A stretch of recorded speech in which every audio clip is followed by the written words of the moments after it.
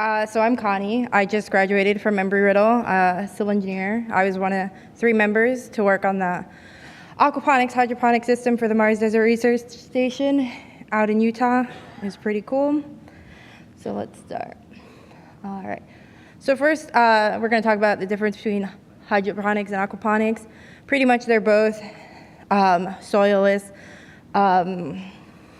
ways to grow plants and stuff like that. The biggest part that most of what I focused on was aquaponics, because that's the course that I took when I was in college, is to just make organic food, and that's what we tried to do.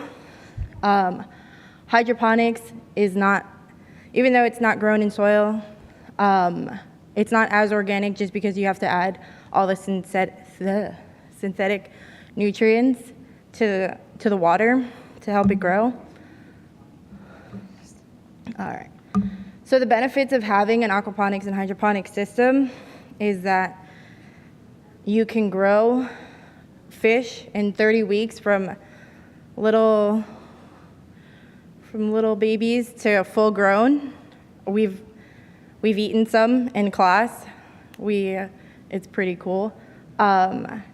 The vegetables that we've grown, we start them as little seeds, and we put them in the little grow pods, and we watch them grow throughout the semester. Right now, we have a whole thing of kale growing. I think right now, the current class is trying to grow moringa from seedlings, so that's what we focused on.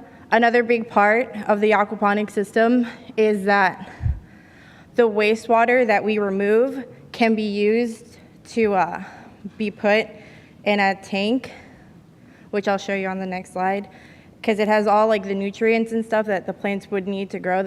It's a tank that's not necessarily connected to the actual aquaponic system, but it's separated, so I'll show you. All right, so this is the current aquaponic system that we have at Embry-Riddle.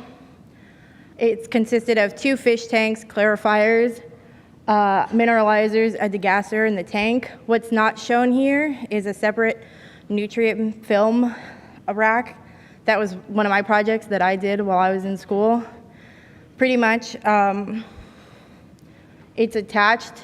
That PVC pipe that you see at the end of the raft is attached, and it goes up. I'll show you in another picture. But this metal tank right here is where we would take the wastewater from the system that when we clean it out, and we were growing corn in there. We grew, I think, potatoes. We had sweet potatoes and stuff like that, because those are not necessarily things that you could grow in water. So that's why we had them in a separate tank. The aquaponic system that we put together at the Mars Desert Research Station approximately gives off 190 liters of nutrient-rich wastewater. So that's pretty cool. All right. So our design criteria for when I got the project was to design either a system that was aquaponics or hydroponics. Ours can do either. We had to fit it in an 8-foot by 8-foot square. It had to be assembled and disassembled, and it had to be really easy for travel purposes, because we were shipping it all the way from Daytona Beach. And we had to minimize the amount of energy that we use, because the green hab up in the Mars Desert Research Station is like limited to the amount of power that they have. And all the materials we use had to be non-flammable. So to reduce the energy sources, for the lighting, it was either natural sunlight or we used LED lights that we provided. The LED lights are set on timers, so after a certain time at night, they'll go on, and then they'll turn off again in the morning. Normally, like the system in our school runs on 2 pumps, one that pumps the water and the other one that aerates the entire system. We found a way to aerate and pump the water through the system with 1 pump.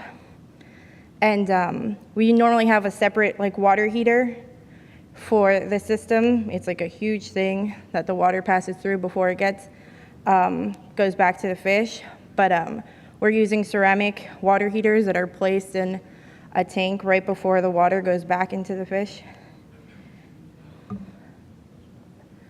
All right. So in the picture, you'll see like that's right under the raft is the one air pump that we are going to use.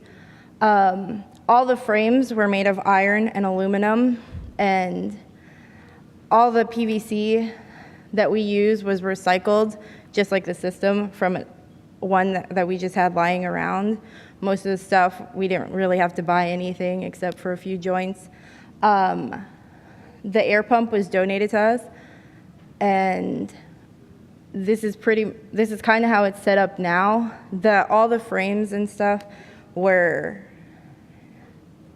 made for us to pretty much take apart and have flat. So if it has to be moved or it can be moved, it's pretty easy to like move and ship everything. So here's a better picture. So those are the fish tanks, all the frames that we use. That's my professor and the other guy who was involved in the project.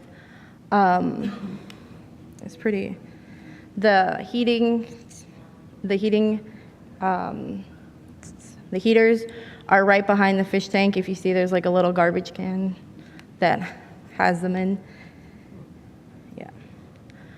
So last October, we shipped everything like maybe almost a month in advance before we got there, because we went to Hanksville, Utah, which is kind of in the middle of nowhere.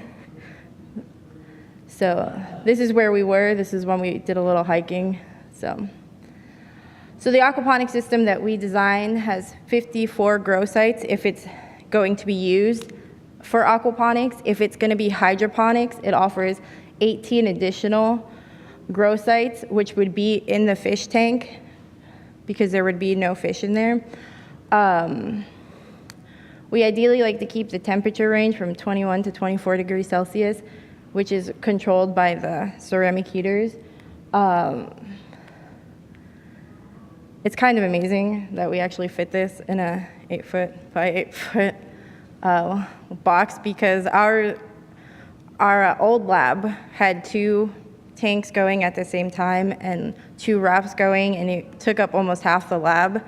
So for us to do this, like, we put tape on the ground and we just made sure everything fit in there, and it was pretty awesome. So the results that we expected were to conduct research on sustainable food production. We provided the leader, the commander, the leader at the MDRS with a manual, because the goal was to teach crews how to grow their own food. And we also made it so that they wouldn't be able to call us or just pick up a phone and say, hey, how do we do this?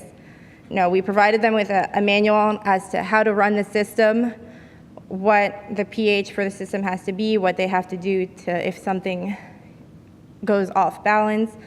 If they do have any questions, it would be as if they were in Mars. They're to maybe email or Skype us, and that's how we would answer any questions that they would have.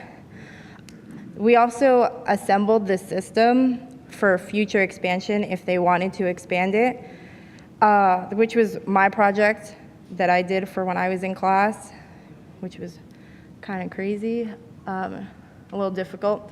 So this is called the nutrient film technique.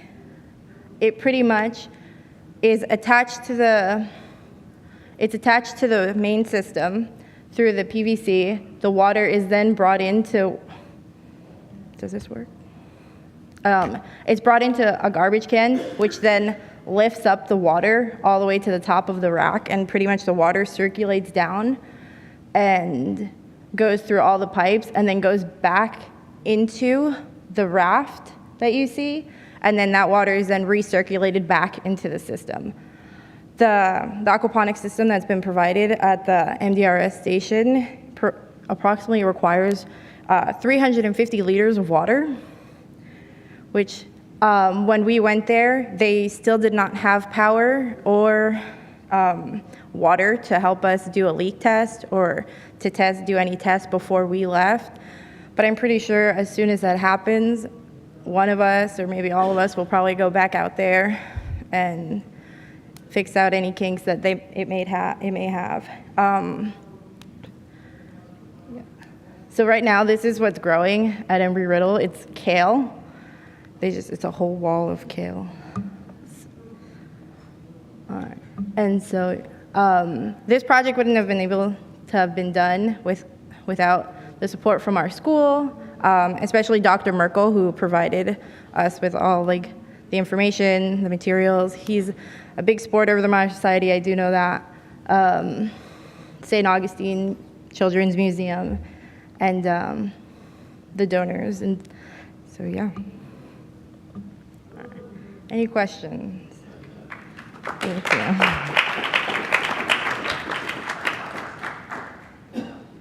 Yes. What? Okay. Oh.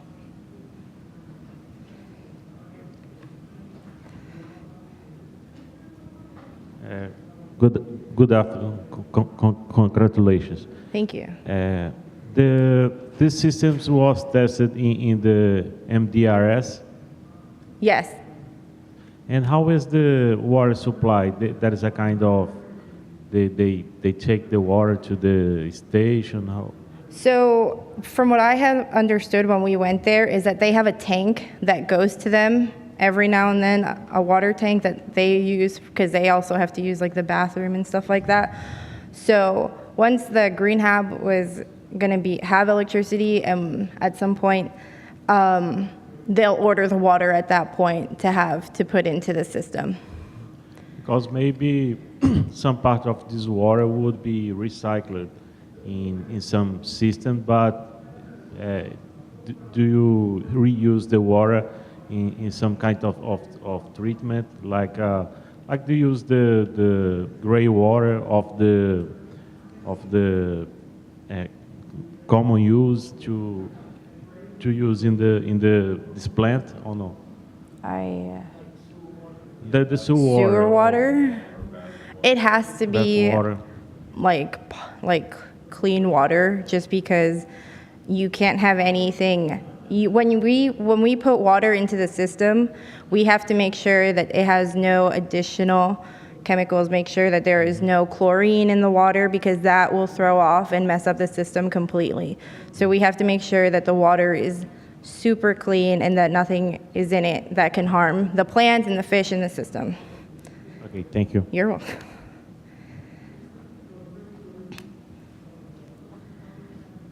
Hi, as a follow-up, did anybody figure out yet about, say, evaporation, so that anything you have to add to it over how much time, per week or per month? I'm sorry, can you repeat that? Extra water?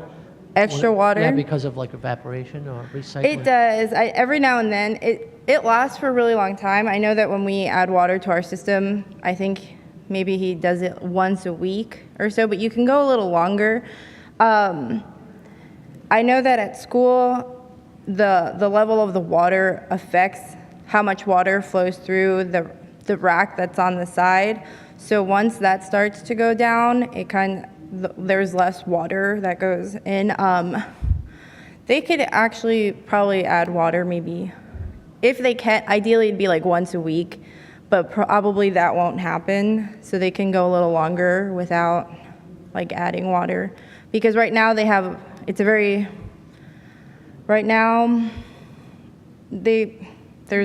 nothing in it right now, but if they wanted to use it, they could maybe go a little, maybe 2 weeks, 3 weeks at most, without having to add water, which wouldn't really affect the system that much.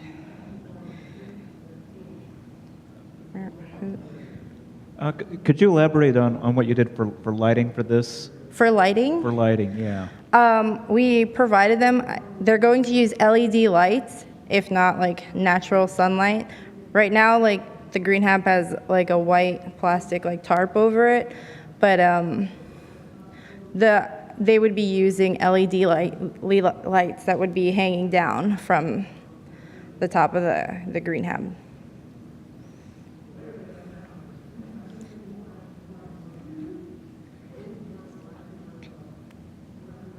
Could you elaborate on the maintenance? So you already talked about adding water, but just Oh, pH okay. balancing So and things like maintenance that? would be adding water whenever it gets too low, making sure that the pH levels are maintained at pretty much you don't want it to be too acidic or too basic.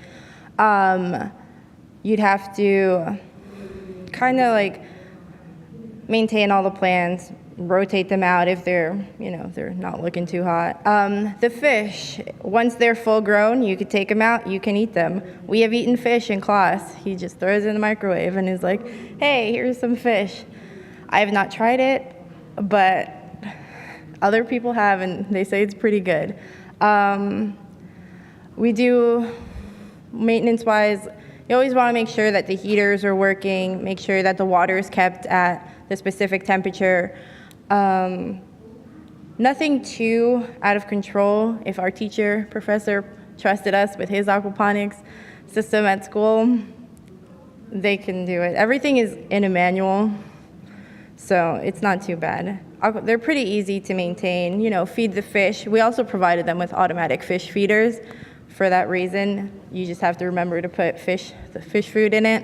So the maintenance is not too bad. It's mostly removing the waste at the bottom of the sump tank. That's like the biggest part. The system needs to be flushed at least once a week. So that would be the most difficult part. Did you, you did kale? Was that the plant you grew? My project was the rack. So someone had already built it, but I actually did the attachment, designed the airlift to that. And for the aquaponics part, did you grow kale, or what was the plan for the plants being grown there? I didn't grow kale. I know that kale is just there right now. I think our professor was doing a project over the summer, and he was using kale as his tests. So I'm just wondering, did you look at other plants such as I think watercress are very good at filtering the water and making it the water clean again. Did you look at other plants that might help in the cleaning process of the water? I know that I specifically, when I was in the class, I didn't grow anything. I just did the project. But we have grown lettuce, we've grown basil, cilantro. We had a grape tree.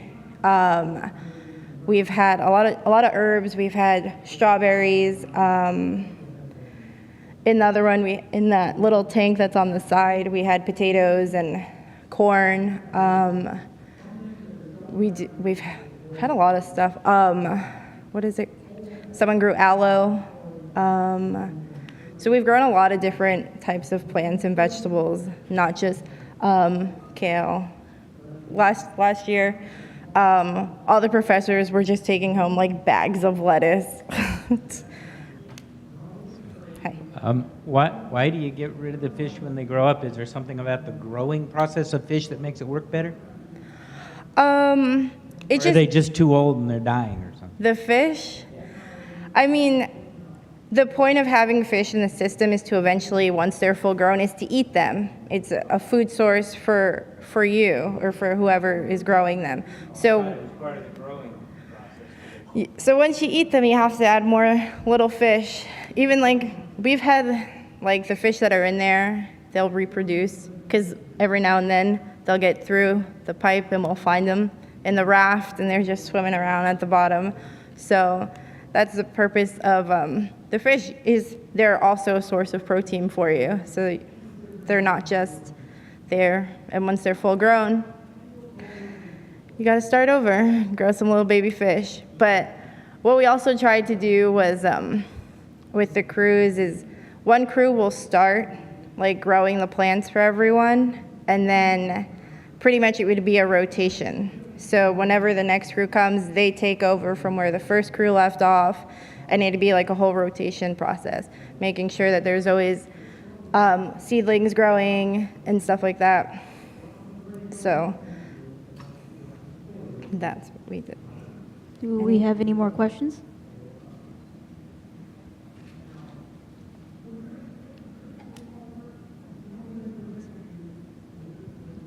What's the fish species that you grow? I missed that part.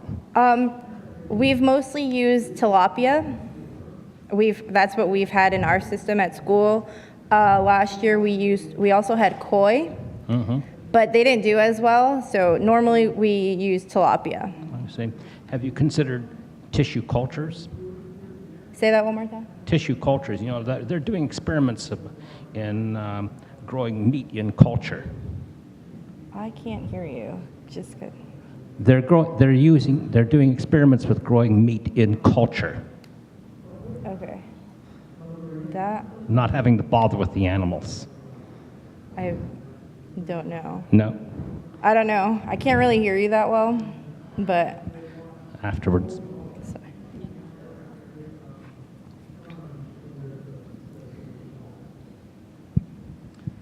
If I remember correctly, tilapia is a vegetarian fish. So you're using commercial fish food to feed them, and just as a corollary, have you tried growing food for the fish within the farm to sort of keep it sort of closed or semi-closed as you would on a Mars base? I know from what I know, based on what we've done at school, is we've always just given them fish food. Last week before I left, I was in there, and our professor had taken some of the kale that we grew and put in the fish tank. I don't know if they actually ate it because it was still kind of floating in there, but maybe they did. So, any other? Okay, I think that's all the questions we have. All right. Thank you, Connie. Sorry. I might talk too fast.